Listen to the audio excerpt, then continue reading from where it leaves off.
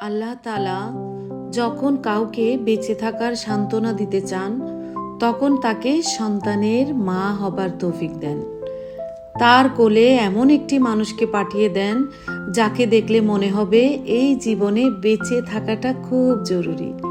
এই জীবন ভীষণ সুন্দর, যার নিষ্পাপ হাসি আর অনবরত ডেকে চলাতে বারংবার মনে হবে সমস্ত প্রশংসা আল্লাহর জন্য।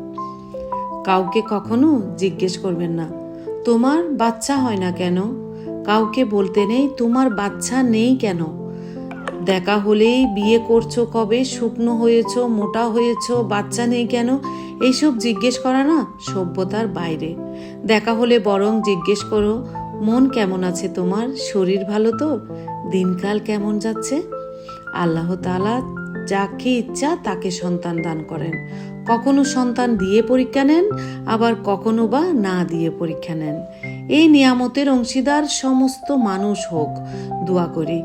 জীবনের সুন্দরতম এই নিয়ামতের শুকর আদায় করতে আমরা যেন কেউ না ভুলি। আলহামদুলিল্লাহ।